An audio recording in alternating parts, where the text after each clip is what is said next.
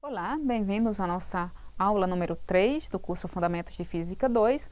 Hoje nós vamos falar sobre os capacitores e dielétricos. Bem, um capacitor é um dispositivo constituído por dois condutores isolados, que chamamos de placas, que podem receber cargas positivas e negativas. Nós vamos definir a grandeza C, chamada capacitância, como sendo Q é igual a C vezes V, onde V é a diferença de potencial entre essas duas placas.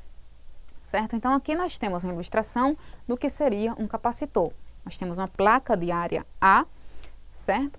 Separado de outra placa idêntica por uma distância D, submetidas a uma diferença de potencial V, onde a face inferior da placa de cima tem carga positiva e a face superior da placa de baixo tem uma carga negativa.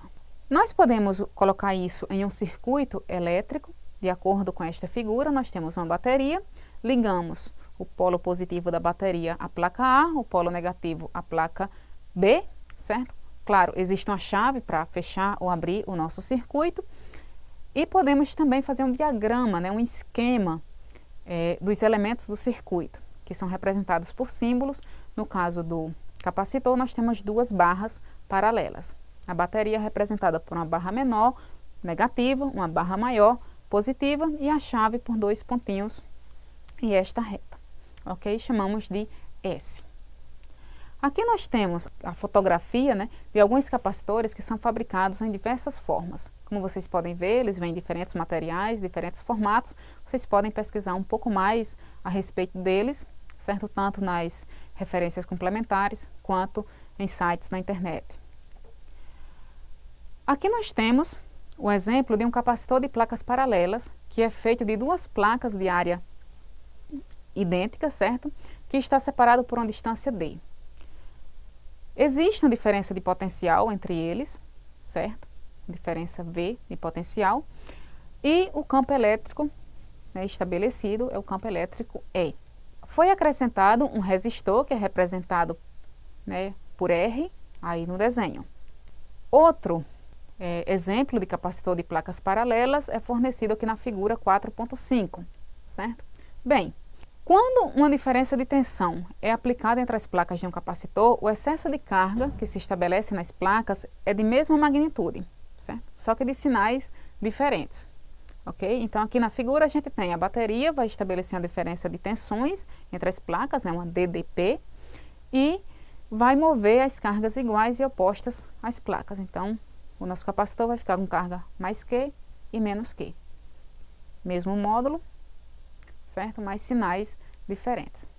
No início da aula, nós dissemos que a carga é igual a capacitância vezes a diferença de potencial entre as placas do capacitor.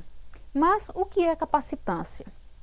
Então, a capacitância é um valor que vai depender da geometria das placas, mas não vai depender nem da carga, nem da diferença de potencial, certo? É uma medida da quantidade de carga que precisa ser acumulada nas placas para produzir essa diferença de potencial. Quanto maior for a capacitância do meu capacitor, maior vai ser a carga necessária para carregá-lo. Aqui nós temos um exemplo de um circuito onde eu tenho três capacitores que são conectados a uma fonte de tensão, uma fonte de DDP, em uma configuração que chamamos em série. Ou seja, cada um foi ligado ao outro, certo? E estão entre a diferença de potencial. Então, temos o capacitor C1, C2 e C3. Observe que nessa configuração, eu posso substituir esse circuito por um circuito com um único capacitor que eu vou chamar de capacitor equivalente. Qual seria a capacitância desse capacitor equivalente? Então, nós sabemos que na configuração desse tipo, a magnitude da carga em cada capacitor deve ser a mesma. A tensão através de cada capacitor não vai ser a mesma. E a soma das quedas de tensão em cada capacitor em separado vai ser igual à tensão da bateria, certo? E o capacitor equivalente, ele vai ser igual a 1 sobre o somatório do inverso de cada uma das capacitâncias. Se agora eu monto o meu circuito com esses capacitores ligados no que chamamos de ligação em paralelo, certo? Eu posso também substituir esses 3 capacitores por um único capacitor, que vai ser o meu capacitor equivalente, cuja capacitância vai ser a soma, né, das 3 capacitâncias dos capacitores do meu circuito, ou seja, vai ser C1 mais C2 mais C3. Observe que nesse caso, a queda de tensão através de cada capacitor deve ser a mesma. A carga em cada capacitor pode não ser a mesma. E a soma das cargas em cada capacitor em separado é igual à carga total no capacitor equivalente, como eu já disse no início.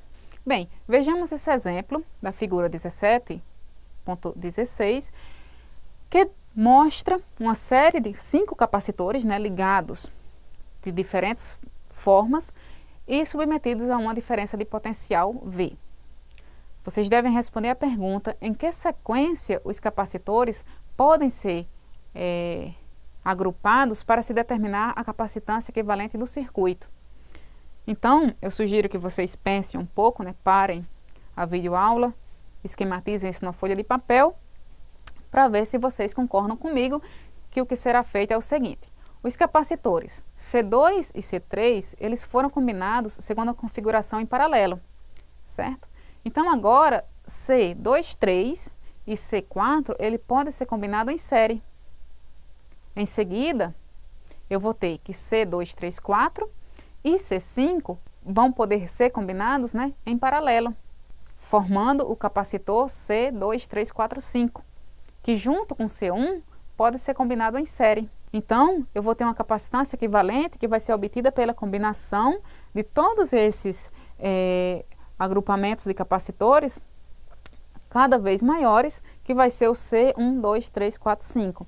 Então, numa questão prática dessas, vocês deveriam justamente seguir esse tipo de passo a passo. Ok? Bem, a energia potencial elétrica de um capacitor carregado é igual ao trabalho necessário para carregar este capacitor. Essa energia pode ser associada ao campo elétrico criado pelo capacitor no espaço entre suas placas. Por extensão, podemos associar qualquer campo elétrico a uma energia armazenada. Agora, quando preenchemos o espaço entre as placas de um capacitor com um material dielétrico é um material isolante, né, como por exemplo plástico ou óleo mineral, o que vai acontecer com a capacitância? Então, o que acontece com a capacitância de um capacitor em que entre suas placas eu coloquei um material dielétrico? Bem, se o espaço entre as placas e um capacitor ele for totalmente preenchido por um material dielétrico, a capacitância vai ser multiplicada por um fator kappa. Kappa é o que chamamos de constante dielétrica, que vai variar de material para material, certo? Então, os efeitos da presença desse dielétrico, ele vai poder ser explicado em termos da ação de um campo elétrico sobre os dipolos elétricos, né, permanentes ou induzidos no dielétrico. O resultado vai ser a formação de cargas induzidas nas superfícies do dielétrico. Essas cargas tornam o campo no interior do dielétrico menor do que o campo que seria produzido na mesma região pelas cargas livres nas placas do capacitor, se, por acaso, o dielétrico não tivesse presente. Então, aqui, nessa resposta, nós temos alguns conceitos que ainda não foram vistos e que serão vistos mais adiante, e conceitos que poderiam ter sido vistos lá atrás e que vocês podem dar uma pesquisada agora, que é o caso do dipolo elétrico, certo? E o caso do próprio dielétrico. Então, sugiro que vocês pesquisem sobre estes temas. Bem, agora é hora de que vocês leiam, né, todo o material referente a esta semana, pratiquem os exercícios resolvidos, tirem suas dúvidas, participem dos fóruns, certo? E resolvam o máximo de exercícios possíveis para poder fixar bem os conceitos que foram vistos aqui. Até a próxima aula.